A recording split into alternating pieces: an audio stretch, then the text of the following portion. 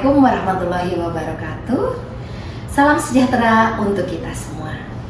Halo Sobat Sahastra, sahabat seni dan sastra Fakultas Sastra Universitas Negeri Malang.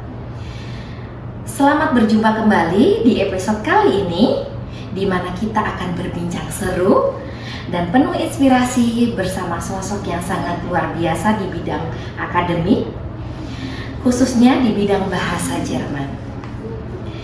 Hari ini kita kedatangan tamu istimewa yang akan berbagi cerita perjalanan karir, kepakaran, karya fenomenal, dan inspirasi untuk mahasiswa.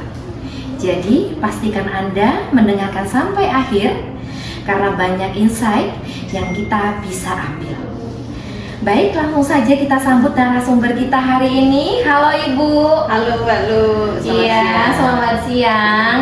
Nah, terima kasih Ibu sudah hadir di podcast kali ini. Boleh perkenalan diri terlebih dahulu kepada pendengar kita? Baik, terima kasih. Terima kasih sudah diundang ke podcast kali ini supaya bisa bertemu dengan para mahasiswa. Nama saya Dewi Kartika Ardiani, selaku Ketua Departemen Sastra Jerman. Saya adalah dosen dari Prodi Pendidikan Bahasa Jerman Universitas Negeri Malang. Baik Ibu, selain itu bisa diceritakan Ibu saat ini menjabat sebagai Ketua Departemen ya Bu? Mungkin Ya, ada jabatan lain selain itu? Ya, kebetulan sebagai Ketua Departemen Sastra Jerman yang membawai dua prodi. Prodi yang pertama adalah S1 Pendidikan Bahasa Jerman dan S1 Prodi Pendidikan Bahasa Mandarin. Ke depan akan dibuka S2 Prodi Pendidikan Bahasa Jerman. Wow, keren sekali. Terima kasih Bu. Sama-sama.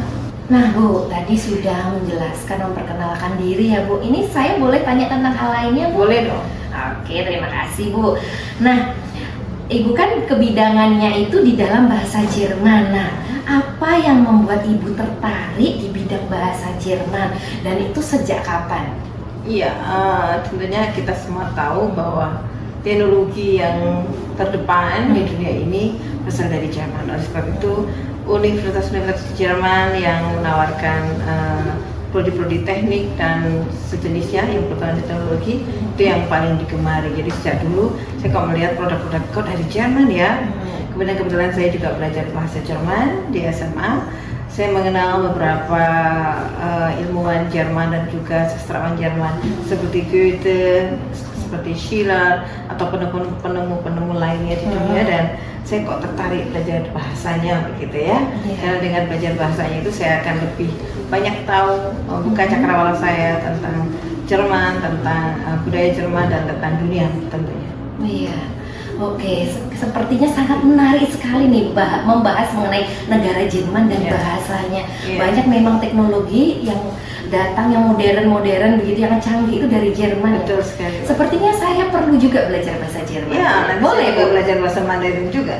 Oke, boleh, nanti kita saling belajar gitu ya Bu. Sekali. Oke, baik. Nah, selanjutnya ini membahas mengenai, karena Ibu juga sebagai dosen ya Bu, mengenai penelitian Ibu yang paling dominan itu di bidang apa Bu? Iya, terima kasih. Saya memang mengambil konsentrasi pada pembelajaran bahasa Jerman. Saya banyak berkecimpung di sana, termasuk menjadi multiplikator nasional di Goethe Institute. Tugas saya adalah membantu teman-teman guru di seluruh Indonesia. Jadi jika ada ilmu yang saya dapat, baik itu melalui seminar, penelitian dan sebagainya, saya berusaha untuk sharing kepada para guru-guru dalam bentuk seminar atau dalam bentuk pendampingan yang lainnya.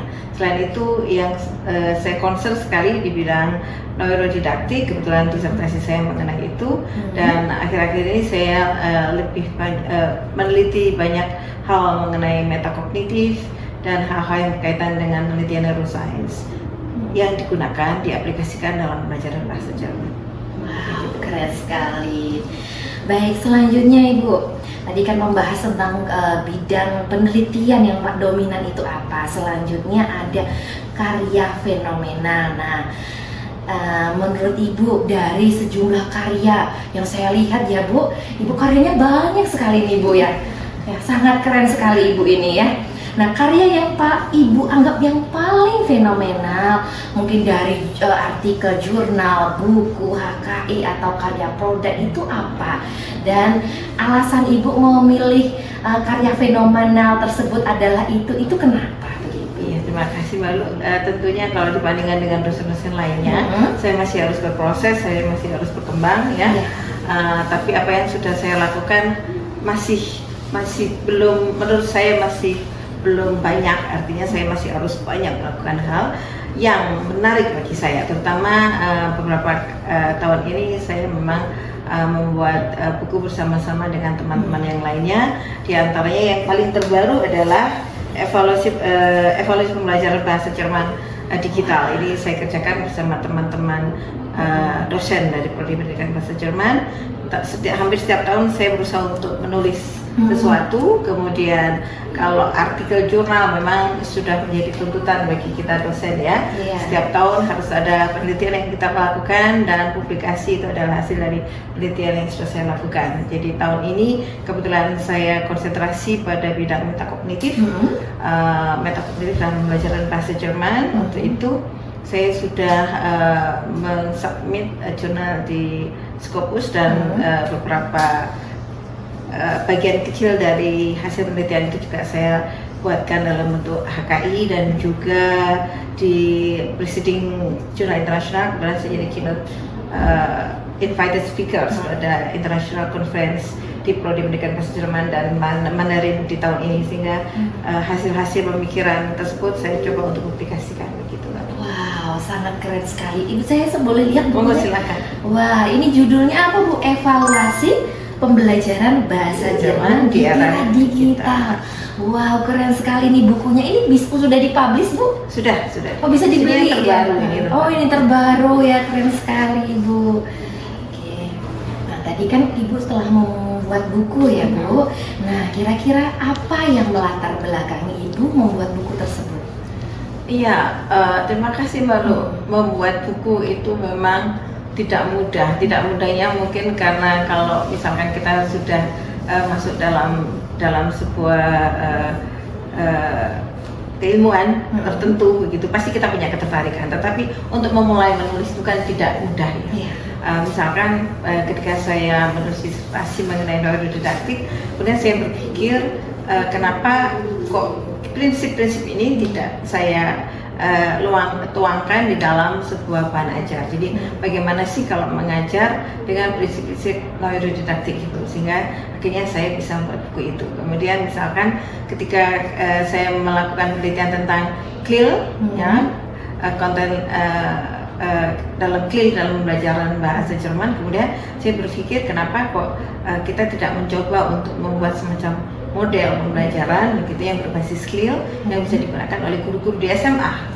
Bahkan kemudian saya melakukan kegiatan pengabdian bersama guru-guru, dan guru-guru itu mencoba untuk membuat model-model pembelajaran yang berbasis CLIL, kemudian kita HKI-kan. Jadi hal-hal tersebut bermula dari ketertarikan saya yang kemudian diimplementasikan di dalam penelitian, dan hasil penelitian itu yang kemudian terwujud di dalam buku-buku tadi. Begitu. Terima kasih banyak. Nah, Ibu kan selaku ketua departemen nih. Nah, Ibu selama ini kan di Departemen Sastra Jerman membawahi 2 prodi. Prodi S1 Pendidikan Bahasa Jerman dan Prodi S1 Pendidikan Bahasa Mandarin. Pasti Ibu memiliki banyak sekali pengalaman. Nah, ini pengalaman yang perlu dibagikan ke mahasiswa biar mahasiswa itu tahu kira-kira pola pikir seperti apa yang menurut Ibu penting dimiliki untuk mahasiswa di era saat ini. Ya, terima kasih, pertanyaan yang bagus sekali. Jadi kalau kita melihat dewasa ini tantangan luar biasa, tantangan bagi kita itu tidak hanya untuk generasi muda, untuk generasi saya pun begitu. Kalau mahasiswa terakhir sebagai generasi Z atau generasi milenial, sementara kami sudah di belakangnya. Artinya kami harus berjibaku untuk bisa mengikuti perkembangan itu. Tetapi yang ingin saya sampaikan, jadilah generasi yang mempunyai growth mindset. Artinya jangan takut akan tantangan, terus berproses, terus berkembang. Jadi saya pikir seperti ini, kalau kita berbicara dalam konteks pembelajaran bahasa begitu ya, baik itu bahasa Jerman maupun bahasa Mandarin. Kalau kita tetap dengan kita setting dengan apa yang sudah kita punya, kita puas, selesai. Tetapi kalau dengan grow mindset, berarti kita ingin berkembang, kita selalu belajar hal-hal yang baru, dan kita bisa mencoba untuk menyelesaikan persoalan yang kita hadapi.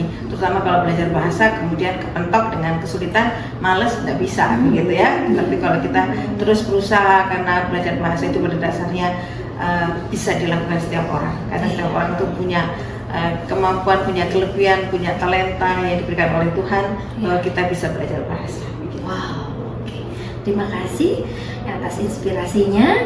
Selanjutnya, nah Ibu bisa nggak berbagi pesan yang sekiranya nanti bisa memotivasi mahasiswa agar lebih semangat dalam mengembangkan diri dalam belajar bahasa ataupun hal-hal yang lainnya sesuai dengan kebidangan ataupun jurusan mereka masing-masing. Iya, terima kasih Mbak Lu. Jadi yang ingin saya sampaikan pada semua mahasiswa tercinta, jangan takut untuk menghadapi sebuah tantangan ya. Jadi semua kesulitan, semua tantangan, dan cobalah hal-hal yang baru ya. Jadi mencoba hal yang baru itu bukan suatu hal yang menakutkan. Misalkan kita bisa analogikan bahwa belajar bahasa Jerman itu tidak mudah, gramatiknya complicated. Belajar bahasa Mandarin harus belajar Hanse, harus belajar pinjinnya, harus belajar intonasinya ya, sentiaunya juga harus benar. Tetapi ingatlah, setiap kata yang kita pelajari itu akan membawa kita terus berproses dan bisa membuka cakrawala dunia kita. Bayangkan setiap kosakata yang kita pelajari ternyata itu adalah jalan kita untuk menembus dunia yang lebih luas. Nah, Ibu tadi kan kebidangannya dalam bahasa Jerman, dan itu bahasa Jerman kan juga sudah banyak dipelajari oleh seluruh dunia gitu ya, seluruh negara. Itu ada beberapa negara yang memang banyak belajar tentang bahasa Jerman ya Bu. Dan itu berbicara soal internasional ya Bu, Ibu pernah punya pengalaman di negara Jerman atau punya kegiatan di tingkat kancah internasional? Nah, Ibu bisa ceritakan kepada kami mungkin dari jejaring networkingnya seperti apa, terus bagaimana bisa ke arah sana begitu. Iya, terima kasih. Seperti teman-teman dosen dari Prodi Pendidikan Bahasa Jerman lainnya, biasanya juga mempunyai kesempatan berangkat ke Jerman dengan beasiswa. Kebetulan pertama tadi saya sampaikan, saya salah satu dari multiplikator bahasa Jerman di Indonesia, sehingga sering mendapatkan kesempatan untuk mengikuti seminar di Jerman, baik dalam bidang pembelajaran maupun juga kultur atau budaya gitu ya. Kemudian saya juga 2 kali mewakili Indonesia untuk mengikuti International Deutschlandtagung. Itu adalah konferensi internasional guru bahasa Jerman sedunia tahun 2017 di Swiss, di Fribourg. Kemudian tahun 2022 ada di Vienna di Austria. Kebetulan saya membawakan makalah di Vienna. Yang terakhir saya berada di 2 tempat, yaitu membawakan hasil penelitian saya sendiri, dan yang kedua saya mewakili salah satu dari pengajar dari Asia Tenggara yang bicara mengenai kondisi pembelajaran bahasa Jerman, terutama ketika COVID begitu. Jadi apa yang terjadi, apa yang dilakukan oleh guru di masa COVID di daerah Asia Tenggara, dan itu dirupakan dalam bentuk tulisan juga, dimasukkan di dalam proceeding. Kemudian networking yang berikutnya adalah misalkan conference atau pertemuan, ada workshop meeting dengan dosen-dosen dan kaprodi bahasa Jerman di Asia Tenggara dan New Zealand. Kemudian kita saling berbagi pengalaman, bertukar pikiran, dan membangun jejaring untuk melaksanakan kegiatan baik itu penelitian atau case lecture atau student exchange begitu. Jadi setiap kesempatan keluar, baik itu di Jepang maupun di Asia Tenggara sendiri, baik itu di yang barusan di Bangkok atau di Vietnam, saya upayakan untuk bisa membangun jejaring bersama dosen-dosen atau pengajar bahasa Jerman lainnya di seluruh dunia. Jadi memang kita harus memanfaatkan kesempatan begitu. Kita berterima kasih karena Goethe Institut, DAD dan Universitas Negeri Malang memberikan kesempatan kepada saya untuk mengikuti kegiatan-kegiatan ilmiah tersebut. Jadi tidak hanya di Indonesia ya Bu, jadi sampai ke luar negeri menjalin jejaring dengan dunia internasional, kadang sampai ke Vietnam, ke Jerman seperti itu. Betul. Wow, sangat keren sekali. Ibu boleh diceritakan mengenai rekognisi Ibu selama menjabat sebagai ketua departemen ataupun sebagai dosen di Departemen Sastra Jerman? Ya, pengalaman saya di luar kampus. Jadi ini masih tetap berhubungan dengan keberadaan saya sebagai dosen Prodi Pendidikan Bahasa Jerman Universitas Negeri Malang. Kebetulan saya juga menjadi asesor akreditasi perguruan tinggi lembaga akreditasi mandiri LAMDI. Jadi beberapa kali saya mendapatkan tugas mengakses prodi-prodi di Indonesia. Selain itu juga saya menjadi ketua asosiasi Germanistik Indonesia, jadi Persatuan Dosen Bahasa Jerman se-Indonesia begitu. Jadi amanah ini saya dapatkan 1 tahun yang lalu sampai 5 tahun ke depan. Kemudian selain itu adalah sebagai Wakil Ketua Ikatan Guru Bahasa Jerman Indonesia, yang kalau IGBJ ini membawa guru dan dosen seluruh Indonesia.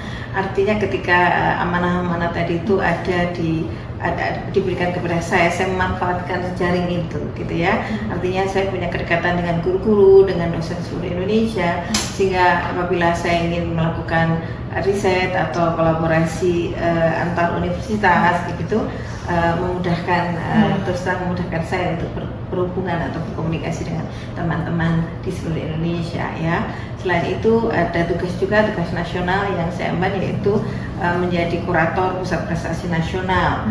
Jadi tugasnya mengkurasi lomba-lomba tingkat nasional, apakah lomba-lomba tersebut layak untuk diberikan bintang dan memang layak untuk diikuti. Dari situ saya belajar banyak bahwa prestasi mahasiswa harus di level nasional.